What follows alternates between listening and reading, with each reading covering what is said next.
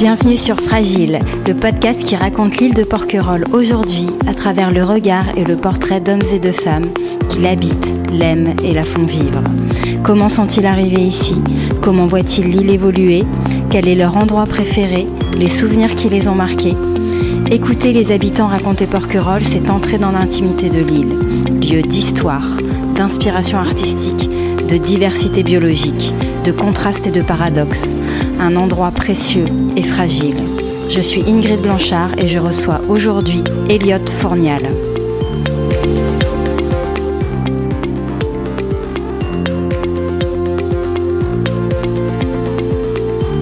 Bonjour Elliot, tu as bientôt 15 ans, tu es arrivé sur l'île à l'âge de 4 ans lorsque ta maman a pris ses fonctions au parc national de Porquerolles en tant que garde-monitrice. Pour commencer Elliot, c'est comment de vivre à Porquerolles ?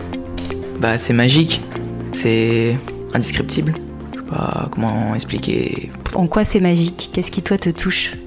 L'île en entière, les habitants, tout le monde. C'est l'ambiance que dégage ce caillou. Je sais pas, c'est pas explicable comme ça. Je sais pas. Ça se ressent ? Ouais, c'est comme ça. C'est au cours des années, on le ressent de plus en plus et après on veut plus quitter le caillou quoi. C'est vrai. T'as des amis sur l'île ? J'ai Titouan par exemple. Ouais. Et ouais, on est facilement une bonne dizaine d'enfants sur l'île où on est tous ensemble, on fait des activités, on va à la plage, on fait un tour de bateau, on fait plein de trucs comme ça sur l'île. Des jeunes de ton âge et de l'âge de Titouan, vous êtes combien à peu près d'une quinzaine d'années ? On est 6 ou 7. Sur l'île à l'année, ouais, on doit être 6 maxi. 6 ou 7. Alors j'ai cru comprendre que donc c'était cool de vivre ici. Est-ce que tu peux me donner les avantages que tu identifies à vivre ici et puis après on verra les inconvénients. Déjà on est en pleine nature. Ouais. Donc par exemple les enfants de la ville, ils ont pas ce rapprochement avec la terre, les arbres, enfin l'harmonie sur l'île. La liberté parce que on va dire qu'en ville c'est plus dangereux parce que là sur l'île il y a personne. Donc on sait quand on peut sortir, il y a toujours des petits risques mais on sait quand rentrer et où facilement. Tes parents ils te laissent assez libre sur l'île ? Oui. Ouais, le matin je dis bonjour, au revoir et je reviens le soir. Ils s'inquiètent pas trop sauf quand je rentre un peu trop tard. T'as un téléphone ou pas ? Ouais. Il faut au cas où s'il m'arrive un problème majeur. Des fois ça sert pas à grand chose, mais un Titouan. On branche quand on veut. C'est ça. Donc voilà. La nature, la liberté. Ouais, et la vie ici, c'est. On connaît tout le monde, à chaque fois qu'on passe dans le village, on dit bonjour 300 fois. C'est un privilège, ouais, par rapport avec les gens du continent qui viennent ici en vacances, mais ils ont pas tout. Par exemple les bonnes plages, les trucs, alors qu'ici on connaît tout, surtout tous les petits bouts de cailloux, on les connaît. Ouais, ce sentiment de connaître un peu tout le territoire et de se dire, même s'il y a du monde en ce moment, je sais trouver l'endroit. Je sais où être tranquille pour aller se baigner sans qu'il y ait beaucoup de monde, même s'il y a du monde partout en ce moment, c'est magique. Est-ce qu'il y a quand même quelques inconvénients ou pas ? Est-ce que t'en trouves quand même ? L'été, c'est le monde. Ouais. Le monde, là, les bateaux, on voit pas le continent. Ah, aussi, un avantage, c'est quand il y a tempête, le bateau il passe pas, donc il y a pas école. Ça, j'allais t'en parler justement des navettes pour aller à l'école. En fait, ouais, finalement, assez peu d'inconvénients. Beaucoup plus d'avantages que d'inconvénients. Est-ce que tu ressens, peut-être par le regard ou les témoignages de tes copains de l'autre côté sur le continent, quand tu vas au collège notamment, des différences par rapport aux autres enfants ? Oui, par exemple, ils sont plus connectés à tout ce qui est internet, ils passent beaucoup plus de temps chez eux, alors que moi je dis, les gars, sortez un peu de chez vous, vous ratez un peu la plupart des choses qui se passent. Et sinon après... non. T'es pas trop branché, réseaux sociaux et tout ? Si, un petit peu quand même, pour suivre l'actualité et tout. Ouais. Mais je suis beaucoup moins que les amis sur le continent. Quand je vois des trucs qu'ils en parlent, moi je dis non, je comprends pas. Je sais pas ce que c'est. Ah, tu sais pas ce que c'est? Bah non. Mais toi, ça te gêne pas. Tu Non, te sens moi, pas déconnecté, non. Ouais, tu non. sens que t'as plus de ressources et d'intérêt à rester plutôt en lien avec la nature. Ouais, je préfère la nature, rester en lien, bah, comme t'as dit, avec la nature, que bah, être tout sur ça, sur Internet et tout. Voilà, Quelles sont tes activités sur l'île? Principalement tout ce qui est avec la mer, la pêche, beaucoup de bateaux, la plongée. Là, je commence à me mettre à la chasse sous-marine. Après, au printemps, il y a j'ai ma deuxième passion, c'est ornithologie, tout ce qui est avec les oiseaux et tout. Et au printemps, il y a des bagueurs qui viennent pour un suivi ornithologique. Ouais. Donc, je participe beaucoup avec GED. T'as déjà assisté à un bagage? J'ai déjà assisté. Je démaille, je sors les oiseaux défilés. Ouais. J'ai contact vraiment, du coup, avec la nature encore une fois. Et maintenant, c'est plus des connaissances, c'est devenu vraiment des amis. Et le soir, on les invite à l'apéro. Enfin, c'est comme des amis qu'on rencontre tous les jours, quoi. C'est pareil, c'est incroyable. C'est pas en ville qu'on aurait ça, c'est ce genre de contact. C'est sûr, ouais. Du coup, c'est, j'imagine, par ta maman L'ornithologie, ouais, c'est par ma maman, qui déjà depuis longtemps est passionnée. Elle m'a transmis, on va dire, cette passion. Ouais. Voilà. Non, c'est super ça. Et la pêche, alors tout le monde me dit que t'es un super pêcheur sur l'île. Sérieusement, hein, je l'ai entendu de 3 personnes différentes. Alors c'est qui t'a transmis cette passion pour la pêche et qu'est-ce que tu pêches et comment tu pêches? Alors, la transmission, c'était par mon père à Toulon, au début, parce qu'on avait une petite rivière où je pêchais les petits gardons, les petits poissons blancs. On a déménagé ici et pour moi c'était le Saint Graal à portée de main. Et donc j'ai pêché directement. Et ça, j'étais amoureux par les couleurs des poissons, la technique. Je sais pas directement comment je fais. Alors ce que je pêche, c'est beaucoup de poissons de roche, tout ce qui est sard, dorade, girelle, serrant, barracuda. Et aux techniques, c'est beaucoup pêche au leurre, avec des imitations. Et un peu à l'appât pour m'amuser. Quand c'est pas la période, par exemple à midi, les poissons au leurre ils mordent pas. Donc je prends un petit hameçon, un bigorneau et je m'éclate sur les petits sards comme on a fait tout à l'heure. Et le soir sinon c'est plus les leurres de 25 cm pour le prédateur. Alors, voilà. Ta plus grosse pêche? Ma plus grosse prise? Prédateur là. Ma plus grosse prise en eau douce ou pas? Bah écoute, ce que tu veux.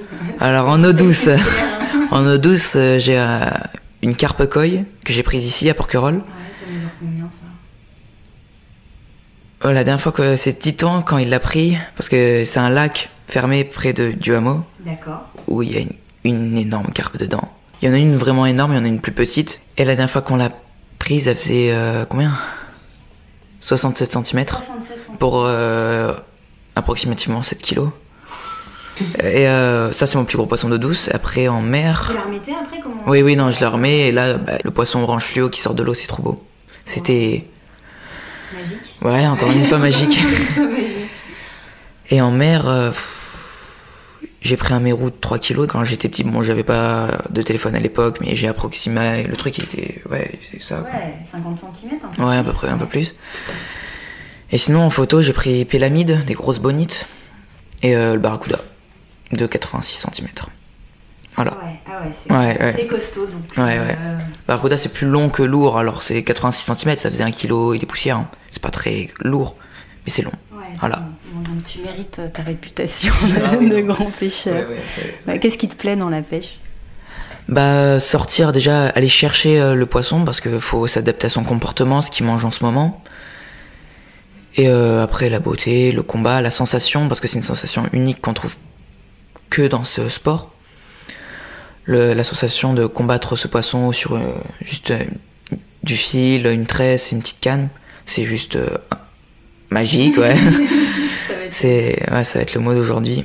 Je sais pas comment. Après c'est une passion, Ouais, t'es en lien. Ouais, je suis en lien aussi, c'est encore en lien avec la nature. Tu préfères pêcher seul ou avec des copains? C'est sûr, je préfère pêcher avec des amis parce que comme ça, déjà pour prendre le partage et pour prendre des photos s'il y a un beau poisson. Et non, oui, c'est le partage, ça ressoude, on va dire, les liens encore plus et ça partage notre passion. Ouais, c'est sûr. Il y a des poissons que tu gardes pour... je sais pas si on a le droit, je connais pas bien Si. Alors, il y a des espèces où c'est interdit, par exemple le mérou. Ouais. Et il y a quelques poissons que je peux garder. Si c'est par exemple une dorade, un sard maillé, là je les garde pour manger, ça fait toujours plaisir.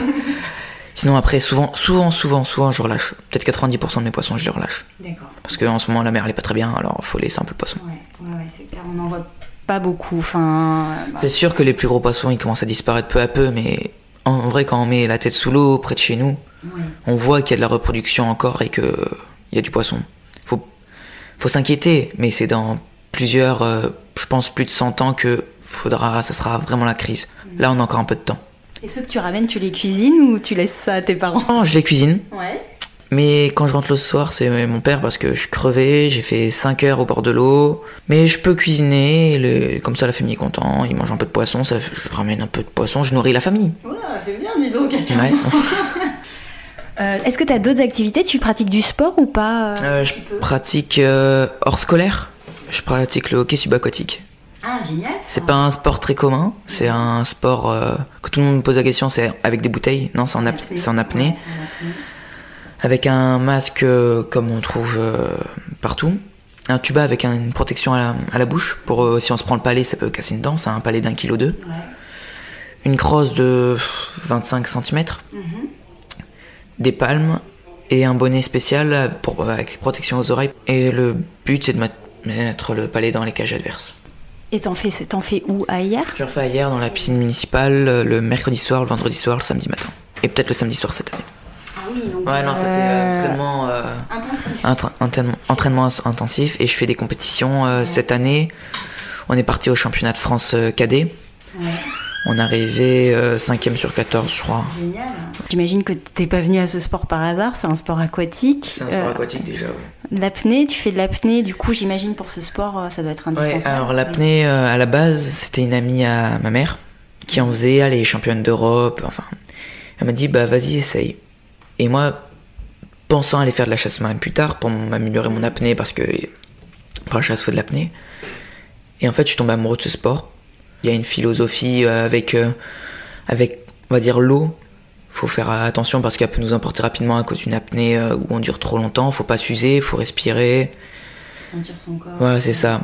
Faut faire corps avec l'eau. Ouais. Puis c'est un sport d'équipe aussi. C'est un sport d'équipe, ouais. Tout seul, on fait rien. Et ensemble, on peut aller loin. C'est mixte ou pas? C'est mixte de notre âge. Ouais. Et après, par rapport aux carrures et au poids, à la musculature et tout, ça devient ouais, je comprends. Alors on va parler maintenant de l'école. Je suis désolée, on est en plein milieu des vacances. Alors tu as été en maternelle et à l'école primaire sur l'île. Quels souvenirs tu en gardes de cette période? Est-ce que tu as des souvenirs particuliers? Des souvenirs particuliers, j'en ai plein, je peux pas tous les décrire, mais on était 20 dans toute l'école, de la petite section au CM2. D'accord. Et on était 20, alors qu'au collège, on était 31 par classe, quoi. On était 1200 dans la cour, ça a calmé. Ça a dû faire. Ah oui, ça a fait un choc. Et du coup, je prépare ma petite sœur pour lui dire, fais attention, t'es pas prête. Joséphine qui rentre en 6e. Hein. Jo qui rentre en 6e, ouais. Voilà. Et moi qui rentre au lycée, ça va pas faire grand changement parce que je reste dans le même établissement. Donc si j'ai envie d'aller voir Jo pour voir comment ça va, je peux aller le voir. Bon, tu seras là pour protéger ta petite sœur et lui dire non, écoute, pas de stress, il y a du monde, mais ça le fait. Ouais. Quand t'es arrivée du coup au collège, est-ce que ça a été brutal pour toi justement de te retrouver dans un établissement qui a l'air d'être un gros établissement? C'est un gros établissement, c'est sûr. L'adaptation, elle s'est faite facilement? Tu t'es fait des amis? L'adaptation, oui, ça s'est fait assez facilement parce que j'ai rencontré des gens qui étaient un peu dans le même cas que moi. Ouais. T'avais des amis de Lille qui venaient? On était 4 sur 6. Il y en a une qui déménageait. Ouais. Et un qui partait dans un collège public parce qu'on est en privé. On est 4 à partir en privé. Au début, on était ensemble, on restait ensemble, ce qui est normal. Et après, peu à peu, on s'est écartés pour rencontrer d'autres personnes. Et oui, non, l'adaptation très très facilement. Très facile, ouais. Ça n'a pas été... Et il n'y avait rien de...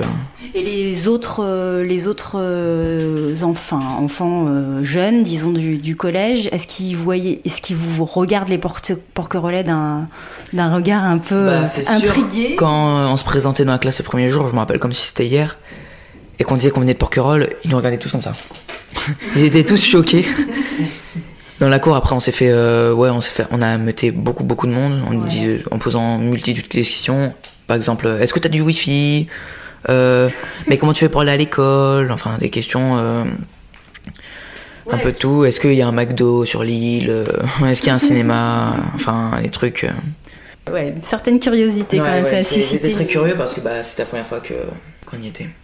Parce qu'en fait, tu y vas tous les jours, hein, c'est ça? T'es demi-pensionnaire? Ouais, je suis demi-pensionnaire sur l'île, donc je me lève à 6h le matin pour prendre le bateau à 7h. Ouais. On a un bus à 7h15 qui nous attend à la Tour Fondue pour nous emmener au collège. Ouais. Et moi, puisque je fais le hockey le mercredi soir et qu'on a cours le mercredi matin, et le mercredi soir, ça se termine à 21h, il n'y a plus de bateau. Alors, tu fais comment? Je dors chez ma grand-mère qui habite à 200 mètres du collège. D'accord. Et souvent, le jeudi matin, je commence à 9h, donc ça fait 1 heure de sommeil en plus. C'est bien. Et sinon, on prend le bateau, l'hiver, c'est 18h et des poussières. Ça nous ferait 19h chez nous, maxi. Voilà. Et donc, on traverse tous les matins. Et des fois, on a des petites surprises, dauphins. Pendant longtemps, on a eu un dauphin à l'entrée du port. Ouais. Et souvent, sinon, c'est lever de soleil, juste incroyable. T'arrives encore à profiter, t'es pas blasé? Oui, non, je suis pas... Tout le monde dit, mais c'est comme le bus, à un moment, tu t'habitues. Bah non, on s'habitue pas. Il y a toujours un petit truc qui change, soit la couleur du soleil, soit les vagues, soit la météo, soit comment se positionne le bateau. Enfin, il y a toujours un petit truc à parler sur la traversée, alors que le bus, il y a des bouchons ou... Ouais. Voilà. Enfin, t'as l'air quand même d'être sensible à la nature et tout ça. Il y a peut-être des copains que tu peux avoir à Porquerolles qui sont, ça fait partie de leur quotidien, qui restent un peu moins émerveillés, mais j'ai l'impression que toi, t'arrives encore à observer. J'observe beaucoup parce que je suis tout le temps dehors. Ouais. Et par contre, on est tous, on va dire, un peu sensibles à ce qui se passe en ce moment, le réchauffement climatique. On essaye tous de faire un peu à notre échelle. Par exemple, moi, je travaille à la dépollution. Ouais. Tous les matins, je dépollue. Et consiste en quoi exactement? Je nettoie toutes les plages, des déchets plastiques, ce que les touristes y laissent sur les plages, tout ce qui est après les sentiers, et un peu de temps en temps les forts, le moulin du bonheur, on nettoie un peu tout ça. Et du coup, tu vois des choses là qui t'effraient un petit peu en ce moment, pendant l'été, le matin? Le matin, ça va. Quand je vais dire la contenance, on dit ouais, c'est pas beaucoup, dans un car scolaire, on en prend plus. Ce matin, on a fait 5 sacs poubelles de 25 litres. Ouais, quand même. Sur la plage d'Argent, Courte à Notre-Dame, et un peu sur les sentiers. D'accord. Et tu vois des trucs où tu dis franchement les gens ils abusent? Beaucoup de petits plastiques en fait, c'est beaucoup ce qui vient par la mer. Ouais. Et sinon oui, après j'ai demandé à l'ami de papa, il trouve des trucs, le plus rare qu'il a trouvé, une chaise roulante, un fauteuil roulant. Sérieusement? Ouais, après on trouve beaucoup de pare-battages, de petits bouts, beaucoup de polystyrène, ça c'est le pire. Ouais. Pour la faune et la flore c'est horrible.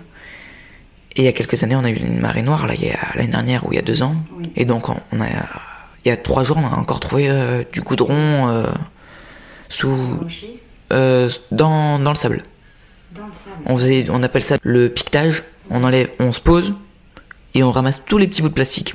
On gratte, on fait ça pendant peut-être 1 heure.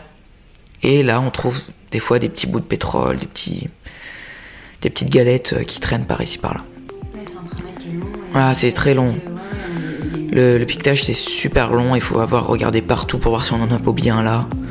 Et après, c'est plein de petites boules de polystyrène. Et ça, on peut pas les prendre parce que sinon, on enlèverait l'écosystème. Parce que c'est plein de petits bouts de bois, des bois flottés. Et il y a plein de petites bestioles qui vivent dedans. Donc, ça tuerait l'écosystème de prendre tout ça. En tout cas, c'est une super action et qui est bien en phase avec ta philosophie de vie. Donc, c'est chouette.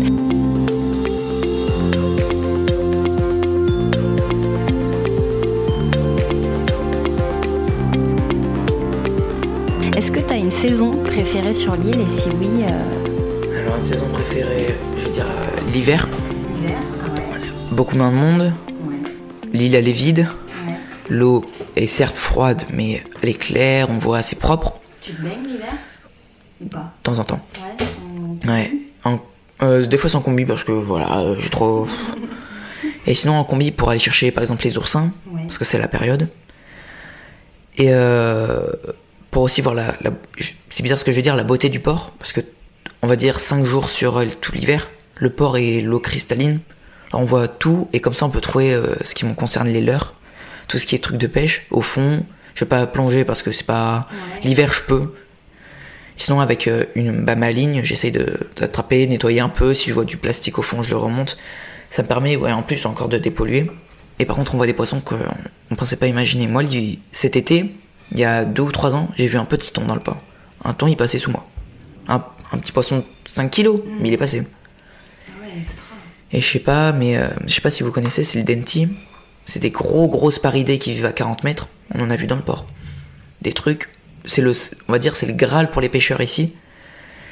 Et c'était inimaginable de penser qu'il y avait des dentis dans le port. Grâce à l'eau claire, on en a vu. Donc l'hiver, un grand point pour ça. La pêche au calamar. Ouais. Ça, c'est... ça, j'en relâche pas. Très peu. Ça, le soir, les petites pâtes et tout, là, c'est très bon. En plus, c'est une pêche que j'adore. Hein. Oui, c'est assez ludique. Ouais, tous les jours, faut changer de l'heure, faut chercher sur quoi les calamars ils chassent. Mais du coup, ça se chasse, t'es en bateau là ou... Je peux les faire en bateau, à la traîne ou au lancer. Sinon, moi, je fais coucher de soleil à l'extérieur, sur la digue, côté extérieur. Ouais. Et plus la nuit tombe, plus les calamars, en fait, ils rentrent dans le port pour se nourrir avec les alevins qui viennent à la lumière se protéger. Donc, il y a tous les prédateurs, les barracudas, les loups. Bon, de temps en temps, on peut tomber sur un prédateur, les cérioles. Il y a quelques prédateurs qui viennent et donc on voit, en plus avec l'eau claire, on peut voir les prédateurs chasser. C'est vraiment un spectacle, voir les alevins se faire chasser, sauter. Cet hiver, on a vu les sardines dans les pneus de la TLV qui étaient dedans, mortes parce qu'elles sautaient pour fuir les prédateurs. Et à sauter sur le quai quand je pêchais à cause des barracudas qui les chassaient. Ah non, c'est l'hiver vraiment un point fort parce que la faune, on la voit, même si tout est, on va dire, endormi, on voit quand même qu'il y a de l'activité. Quand aussi, autre que la mer, le village est vide. On passe, il y a dit 2 fois bonjour Maxi à midi, quoi. Et ça t'aime bien aussi. Ah, j'aime bien, ouais, ça fait du calme, les cigales, on n'en entend pas une. C'est calme. Du coup, la nature aussi, on l'entend plus. On l'entend plus, ouais. Parce que là, les cigales, elles... Ah là, on s'entend plus parler. C'est sûr. Et est-ce qu'il y a un endroit, ou peut-être plusieurs endroits, je pense que c'est une question difficile pour toi, je sais pas si tu vas réussir à répondre, un endroit ou plusieurs endroits qui te plaisent, que tu préfères. C'est au sud, c'est sûr, parce que c'est les falaises, il n'y a pas une plage, donc il y a très peu de déchets, sauf le pétrole qui est arrivé. Par exemple, là où on est allé hier, c'est que des gros blocs de cailloux, pour la pêche c'est super bien, c'est par exemple l'îlotte ou les gorges du loup. Oui. Là, je trouve, pour la pêche et la chasse, c'est très bien. Et sinon, en termes de beauté sous-marine ou extérieure? Extérieure, on va dire. Extérieure. Ouais. La galère. La galère, c'est vraiment... Un côté un peu sauvage. Ouais. Coupé du monde, c'est magique. Ouais, donc la galère en termes extérieurs. Et sous-marin. Compliqué encore, là. Au sud, c'est sûr, c'est au sud de l'île. Ouais. Parce que y a du caillou, donc il y a du poisson. Je pense Gorge du Loup, c'est pas mal en termes de beauté. Et sinon, tout ce qui est Brégançonnet, Langoustier. Langoustier, c'est très beau. Quand on tourne à gauche, plage noire, à gauche, là, il y a des beaux faux, c'est sympa et ça tombe rapidement. C'est des tombants où on peut voir du beau poisson, en plus. Est-ce qu'il y a un souvenir qui t'a marqué, que tu pourrais me raconter, un souvenir que tu as vécu ici sur l'île? Ouais. Un souvenir de pêche. Je me suis planté un hameçon dans le doigt jusqu'à l'ardillon. Sur l'hameçon, il y a un petit ardillon, c'est une petite encoche pour pas que quand on pique le poisson, il ressorte pas. Ouais. Moi, l'hameçon, il m'a rentré jusqu'à la hampe. C'est-à-dire qu'on voyait l'hameçon, ça fait droit et ça a une courbe. Moi, on voyait juste le droit. Tout était dans le doigt là. Donc, c'est pompiers, et le docteur, anesthésie, on l'arrache. Et comment tu t'es fait ça? Alors, c'est très bête. On était 2 à côté sur le quai, on pêchait tous les 2 au même endroit. Il y avait peut-être 60 cm entre nos 2 lignes. Je sors un petit poisson, tranquille. lui sort un mulet. Je sais pas si vous voyez, mais un mulet de 3 kilos, un monstre. On dit, bon, ok, c'est la chance. Il repose 10 secondes après. Moi, je bouge pas, je dis, ok, cool. Il redescend, il en reprend un deuxième. Bon, je dis, bon, là, c'est bon. Et en plus, il s'était fait mal à la jambe, donc il faut plus bouger. Donc je dis, j'ai attrapé ton poisson. Et en fait, ce qui se passe, le mulet, c'est une bouche très fragile. Le fil est passé, l'hameçon est ressorti, sachant que le fil était pris dans la bouche. Ouais. Et du coup, en se débattant, l'hameçon est volé. Moi, j'ai voulu stopper le poisson. Bam. Oh. Voilà. Donc, le poisson a été mangé. Ouais, mais toi, Et donc, moi, je suis passé au pompier direct. L'été, il y a beaucoup de monde. Comment tu le vis? Est-ce que tu adaptes un peu tes journées, justement, par rapport... Tu m'as pas beaucoup parlé de plage. Tu vas des fois à la plage ou pas? Très peu. Très peu? Très peu, et si j'y vais, c'est les heures où il y a personne. Genre, soit tôt le matin, soit le soir, quoi, coucher de soleil. Ouais. Mais voilà. Sinon, comment tu vis l'hyper-fréquentation de l'été?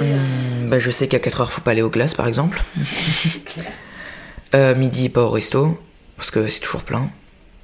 Moi, je vis avec l'emploi du temps contraire d'une personne qui vient ici. Ouais. Par exemple, je sais qu'à 7h, il va aller aux plages, dès le matin aux plages. Donc moi, je sais que j'y vais pas, soit je vais dans des criques, soit pêche. Le midi, soit je suis chez moi, soit on se prend un sandwich et on va au port aussi. En fait, le port, c'est la deuxième maison. J'ai l'impression qu'il y a une deuxième vie au port, en fait. Ah, et que le port, une fois que les visiteurs sont passés, on les voit plus là-bas, et que c'est plutôt sympa à vivre l'été. En vrai, oui, quand on dit le port, c'est sale, avec les bateaux, certes, c'est sale. Mais sinon, on va dire c'est notre aire de jeu, oui. C'est notre aire de jeu parce que on a des bateaux. Ouais. Alors on peut barboter dans le port, barboter avec les bateaux. On peut faire un tour de kayak. Enfin, il y a plein de trucs à faire dans le port. Sinon, on va à la digue, côté extérieur. Là, on peut se baigner. C'est un peu plus propre. On voit un peu de poisson, ça nous rafraîchit. On n'est pas loin du bateau Titan qui a aussi un problème. Si quelqu'un se fait piquer par, je sais pas, une rascasse, une vive, on sait que on a un point d'approche, même si on n'est pas très loin de la côte. Ouais, non, sinon le port, c'est l'aire de jeu. Pour toi, alors tu m'en as déjà un petit peu parlé, on sent que tu es vraiment sensibilisé sur les problématiques environnementales. Quels sont les grands enjeux pour l'île, selon toi, dans les années à venir? Les enjeux, c'est le monde, parce qu'il y en aura de plus en plus, donc en plus de bateaux. Là, cette année, c'est la première fois qu'on voit autant de bateaux sur les plages. Donc ça veut dire plus d'essence, donc les fonds ils vont commencer à mourir. Ouais. Et après, il y a pas beaucoup de voitures sur l'île, donc c'est plutôt vélo. Alors sur terre ça m'inquiète pas trop. Ce qui m'inquiète c'est les incendies en temps de sécheresse, mais c'est pas... Sinon c'est plutôt fond marin qui m'inquiète de plus en plus à cause du monde. Avec les marées noires. Ouais. Et la surpopulation de bateaux sur nos côtes, quoi. Qu'est-ce que tu auras envie de dire aux touristes qui viennent passer une journée sur l'île pour qu'ils fassent attention et qu'ils protègent un petit peu cet endroit? C'est comme si on faisait ça chez vous. On arrive, on va dire, on met le bazar pour rester poli, et on met plein de déchets partout. On va dire, on pollue l'air. On prend toute la place. Et on vous empêche de faire ce qu'on fait, par exemple, nous, l'hiver. On vous casse votre emploi du temps, par exemple. Un truc comme ça. Alors, toi, tu serais plutôt partisan de limiter vraiment le volume de personnes. Ça fait vivre les restaurants, ça fait vivre les loueurs de vélo. Alors ça, je suis très content pour eux. La TLV, ça fait vivre les marins. Mais je dirais quand même faire un nombre maximum de personnes par jour. Tu vois des choses qui pourraient être faites. Alors il y a beaucoup d'actions qui sont menées par le parc, mais est-ce que tu trouves que la sensibilisation elle est suffisante? Est-ce que tu penses que, je sais pas, à la Tour Fondue, tu vois, tous ces gens qui arrivent, parfois il y en a même qui savent pas qu'on est dans un parc national. Est-ce que toi tu as une idée de ce qui pourrait être fait en plus ou peut-être mieux pour que ces personnes qui viennent passer une journée soient dans un souci de préservation de l'île? Non, j'ai pas beaucoup d'idées. Déjà, il y a beaucoup de panneaux interdits, mais c'est pas respecté. Et non, j'ai pas beaucoup d'idées pour la sensibilisation. Faudrait juste leur faire comprendre que la nature elle se dégrade rapidement, de plus en plus, et qu'il faut faire attention, quoi. Il y a engagé beaucoup plus de monde, mais après c'est trouver de l'argent pour après payer ces personnes qui sensibilisent. Ça, c'est qu'il y a un trafic tel que, s'il y a une personne sur 10 qui a entendu le message, c'est vraiment minime, c'est mieux que rien. C'est ça qu'il faut se dire, mais une personne sur 10, c'est pas... Non, c'est pas satisfaisant. C'est pas beaucoup. Ouais. Est-ce que tu aurais un conseil pour quelqu'un qui souhaite s'installer sur l'île à l'année ? Alors, quelqu'un qui peut-être est émerveillé par l'île et se dit « Ah, voilà, moi j'aimerais bien m'installer ici ». Est-ce que tu le mettrais en garde contre certaines choses ? Qu'est-ce que tu lui dirais ? Je le mettrais en garde contre déjà le loyer, c'est cher. Ouais. Un peu beaucoup trop. Avoir un bateau parce que c'est la clé pour se balader, par exemple. Nous, on va rarement à la plage l'été. Ouais. On va plutôt sortir bateau, dans les criques, inaccessibles à pied. Ou sinon, on va au large pour voir les baleines, dauphins... tortues, poissons-lunes, enfin on voit la faune que les touristes ne voient pas. Et on se baigne dans le bleu. Nous on appelle ça comme ça, on saute, on va au large et on se baigne là. On sait que l'eau elle est plus propre que... Ouais, l'eau elle est claire, on voit facilement à plus de 15 mètres. On n'a pas de repère visuel, mais on sait que l'eau elle est claire et qu'il n'y a personne. Donc avoir un bateau, des vélos, parce que une voiture c'est pas... Si, quand il pleut, c'est pas pour se déplacer obligatoirement. Une petite voiture... électrique de préférence pour la pollution, et sinon vélo. Vélo et bateau et des sous pour la maison. Et des sous pour la maison. Et tu crois que tout le monde est capable de vivre ici à l'année ? Parce que l'hiver, enfin toi, voilà, je pense que t'aimes la nature et tout ça, mais quelqu'un qui a pas l'habitude et qui est juste charmé par une île qu'il trouve belle pendant l'été, est-ce que tu crois que tout le monde est capable de vivre l'hiver ici ? Quand on est en face, on est stimulé continuellement. Enfin, il y a du divertissement tout le temps. Quand on s'ennuie l'hiver, on peut aller au cinéma, on peut aller faire les magasins. Et donc peut-être que des personnes qui ont toujours vécu avec ça ici pourraient s'ennuyer. Quelqu'un qui est pas forcément comme toi, qui aime la nature, qui aime aller pêcher et tout ça. Il y a des gens que je remarque comme ça, ouais, je sais qu'ils pourront pas vivre sur l'île parce qu'ils sont trop connectés. Et donc ils verront pas l'île, alors ça sert à rien. S'il vient sur l'île pour prendre la place de quelqu'un par exemple qui est charmé par l'île et qui veut, qu'il aille sur le continent. S'il veut rester, s'il voit pas la beauté de l'île intérieurement et extérieurement, qu'il reste là-bas. Ouais. Plus tard, est-ce que tu as envie de continuer à habiter ici ? Oui. Non, oui, je pense que j'aurais du mal. Je sais qu'à un moment je vais quitter Porquerolles. Je m'y prépare peu à peu. Mais j'aimerais bien, si je peux, rester sur l'île plus longtemps que possible. Ouais. Bon, après, pour les études, je serai obligé de partir, je pense. Et ouais. Tu sais d'ailleurs ce que tu veux faire plus tard ? Alors, j'ai un métier dans ma tête, mais ça rapporte pas beaucoup au début. Bon, après, il faut se faire sa clientèle. C'est guide de pêche. Ouais. Partager ma passion, expliquer à des gens qui ne savent pas comment faire, ou n'ont pas les moyens de s'acheter un bateau, du matériel. Si j'ai la possibilité, c'est d'être basé sur l'île. Comme ça, voilà, ça fait un peu... Ouais, c'est ça. Je combine ma vie sur Porquerolles, et en plus le métier, on va dire, mes rêves, oui, un peu. Et en plus, je suis à la pêche tous les jours. Je suis pas dans un bureau en train d'être sur un ordi. Quoi qu'il arrive, tu te vois pas dans un bureau, ce sera un métier au contact de la nature. Ah oui, c'est sûr que je serai dehors. Je veux pas... Ça, c'est sûr, je veux pas être dans un bureau. Je veux sortir. Être en contact avec la nature, découvrir peut-être de nouvelles choses, et surtout avec la mer. Ouais, je vais être en contact avec la mer. Pas de la voile parce que je suis pas voilier. Mais Titan, je suis voilier, ouais, je le vois bien. Faut monter une affaire, tu vois. Là. Ou sinon, tout ce qui est océanographe, ça, je me verrais peut-être un peu dedans. Parce que j'aime bien aussi un peu tout ce qui est aquarium, pour voir le poisson, comme il se déplace, vu dans l'eau. Parce que, à part en masque et tuba, on n'en voit pas tous les jours quand on se lève des girelles, des serrans. Tu as une sacrée culture sous-marine. Enfin, je pense que c'est la passion qui t'a amené à ça, mais tout ce que tu m'as décrit, j'ai découvert 90% des noms de poissons que tu m'as donné tout à l'heure. Mais encore là, j'ai pas dit beaucoup d'espèces, c'est les plus basiques. C'est les poissons que quand on met un masque sous l'eau, c'est sûr qu'on les voit. C'est mon père qui plonge beaucoup, ma mère qui plonge beaucoup aussi, donc j'ai plongé beaucoup avec eux, donc ils m'ont appris. Et aussi c'est la pêche, je me dis mais c'est quoi ce poisson ? Le soir je recherche. Et voilà, c'est beaucoup la pêche et la plongée qui m'ont fait découvrir toute la faune marine. Et de plus en plus la chasse pour voir... Tout le monde voit les poissons dans l'eau, mais il n'y a pas que ça. Il y a les limaces de mer, les algues. Faut voir, il y a des trucs magnifiques autres que les poissons dans l'eau. Donc si t'arrivais à combiner un métier qui te permette d'être sous l'eau, sur l'eau, à la pêche. Et transmettre aussi, parce que je trouve que t'expliques bien. Transmettre, transmettre, c'est un truc qui me tiendrait à cœur de transmettre ma passion, parce que c'est une passion qui se répand de plus en plus. Donc, qui a une sensibilisation. Oui, du coup, on a une sensibilisation sur l'environnement, donc ça intéresse des gens. Et donc, à un moment, ils vont tomber sur la pêche pour voir. Donc, pour apprendre aux gens qui ne savent pas faire, comment faire. Est-ce que tu aurais un vœu pour les porquerolais pour les prochaines années à formuler? Est-ce qu'il y a des choses où tu te dis, ça serait cool quand même pour Porquerolles et pour les porquerolais? Supprimer toutes les voitures thermiques et tout passer en électrique, ça c'est sûr.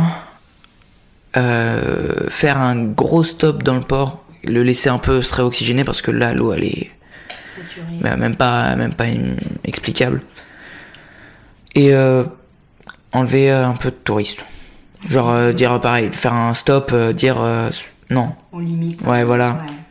Ouais, c'est ça. Voilà. Quelle est pour toi ta définition du porquerolais? Un homme libre sur son caillou, coupé, on va dire un peu coupé du monde, même si on n'est pas trop coupé du monde, mais à l'écart de tout ça. Ouais, c'est une belle définition. Un petit peu à la façon d'un portrait chinois, si l'île était un animal, pour toi, ce serait quoi? Puisque c'est une île, je dirais un poisson. Ouais. Une dorade coryphène. Une dorade coryphène. Alors, elle a quoi comme particularité? Sa beauté. Ah, les couleurs. Jaune, vert, bleu. C'est un poisson pélagique qui vit au large et j'ai eu de la chance d'en prendre. Ouais, j'en ai pris 9. Ah voilà, du coup l'île, pour moi c'est la dorade coryphène. C'est ça. Si l'île était une fleur ou un arbre, ce serait quoi pour toi? Un arbre, je pense, et ça sera un pin. Un pin.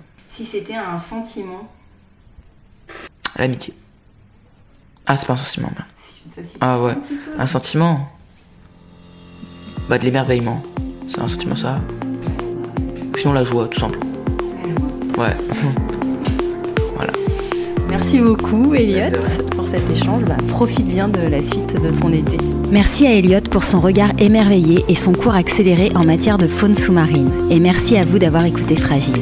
Pour retrouver les liens vers les ressources dont nous avons parlé, rendez-vous sur fragileporquerolles.com. N'hésitez pas à vous inscrire à la newsletter sur le site pour recevoir les actualités de Fragile en avant-première. Vous pouvez également vous abonner au podcast sur Apple Podcast, Google Podcast ou toute autre plateforme d'écoute. Cela vous permettra d'être notifié des nouveaux épisodes tous les 15 jours.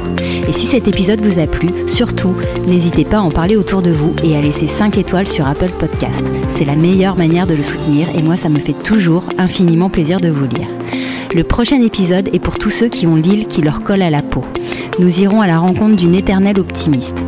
Discuter avec elle au détour d'un chemin ou sur la place du village est toujours un moment joyeux et rayonnant, tant son sourire et son amour de l'île sont communicatifs. Roselyne Campois sera la prochaine invitée de Fragile dans 15 jours. On se retrouve d'ici là sur Facebook et Instagram. À très bientôt!